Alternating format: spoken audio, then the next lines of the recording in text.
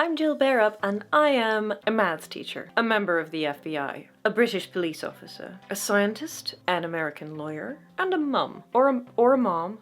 Both are good. My name really is Jill Bearup, but very few of those statements are completely true. Some of you may remember that a while ago I took this picture and constructed a self-management for actors style typing survey on it. The results were so interesting that I both bought Bonnie Gillespie's book and did the survey twice more, once on a silent video and once on an actual headshot. But you might not care about any of this because you want to know what your casting type is, and that is why you clicked on this video. Thing is, I probably can't help you with that, but we probably can. So what is a casting type? I hear you cry if you've clicked on this video because it had my face on it. Your casting type is the types of roles for which you are likely to be cast in a production. Basically, it's how people see you when they look at you. When you're looking for someone for a role, you might want someone of a particular sex, or age range, or physicality. You might want someone who's really tall and broad. You might want someone who's very small and slender. What it is that they do, so student, mum, lawyer, doctor, whatever, and what kind of personality they have. So are they clever? Are they quirky? Are they serious? What? To know what your most castable type is, you need to know how you appear to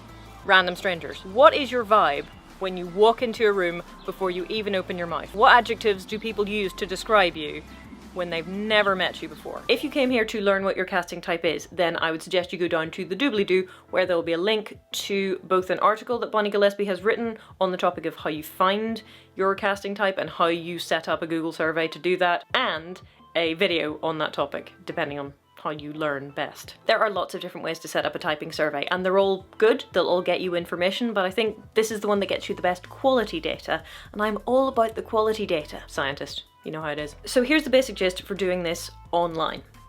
You set up a Google survey, and into that Google survey you put one thing: your current headshot, a silent video if you want to know how you come across in the room, so to speak, a snapshot of you, whatever. You then cast your net as wide as you can and you ask people's opinion on it. You say, could you take 2 minutes and do this survey? Here are the questions, go. And the questions are, what adjectives do you associate with this video, this picture, this person? You can give them a short list, you can give them a long list, you can give them a space in which they can write as many words as they want. You ask them, what age is this person? You ask them, what ethnicity is this person? You ask them what shows, what franchises, what genres you see this person in. And then you also leave a box which is like, do you want to tell me anything else? Because that stuff is gold. You can also do this in real life. If you do it in real life, may I suggest that you ask people who don't know you? Because the judgment of people who know you is colored by the fact that they know you and they know your personality already. If you come across in a certain way to strangers that you don't to your friends, you kind of need to know that if you're meeting a lot of strangers, especially strangers that you want to give you a job. So you make this survey, you hand them out, or you send them all over the internet, and you collect some responses. And once you have enough responses, you start to see the patterns. So if you want to make your own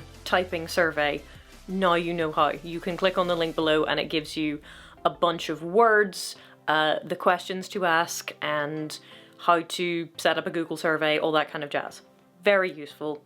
Highly recommend it. And that was what I made my first video about. But challenge level, if you repeat this every, I don't know, couple of months with a different piece of media, you get the underlying patterns. So over the course of a year or so, I created 3 basically identical surveys for 3 different things. For this picture, for this silent video, which lasts for about 10 seconds, and I guess I'm showing you most of it right now, and for this headshot. That's basically 3 different iterations of me, and I now have over 100 responses on the topic of how mostly complete strangers see me, and that is when it gets really interesting. My initial picture was serious and theatrical and bespectacled, and so the words that came with it were often serious and theatrical and bespectacled, which, to be fair, was kind of what I was going for, so that worked. The headshot was smiley and period, and so there were a lot more suggestions for period drama, and there were a lot more friendly sounding words than with the serious headshot. And as for the silent video, well, it was lit so poorly that 10% of respondents thought I could realistically play a drug addict, as opposed to 1 person for the serious headshot and absolutely no one for the smiley headshot. Apparently this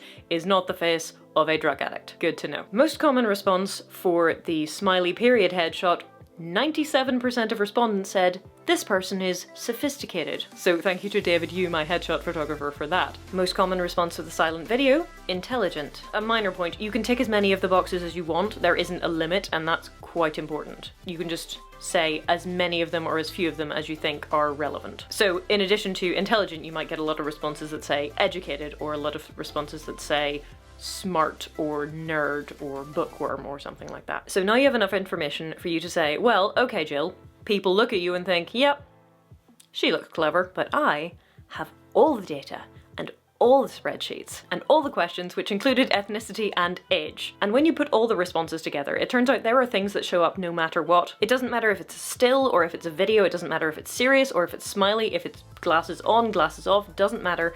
Some things show up every time. And those are what I would call your sweet spot. I guess Bonnie Gillespie would probably call it the center of your brand umbrella, like the thing that you do just so amazingly well and basically effortlessly. The stuff that's in the sweet spot is no effort for you to play whatsoever, which is kind of useful to know, right? So to take me as an example, literally everyone can tell I'm white, so white ladies it is. Most people think I'm about my actual age or a few years younger, so they're like, you are somewhere between 29 and 33. Somewhere in there. The adjectives that show up for me every single time basically come in 4 categories. I'm sophisticated, I'm clever, I'm creative, and I'm in charge. Basically, I'm your favorite teacher from high school. Incidentally, for me, there were also jobs that showed up time and time again. Teacher, scientist, doctor, lawyer, law enforcement, writer, librarian, and indeed, mum. So definite patterns there too. For example, nobody saw me as a plumber. Incidentally, I did plumb in my own sink when we lived in Germany, but apparently this is not a face that people look at and go, yep,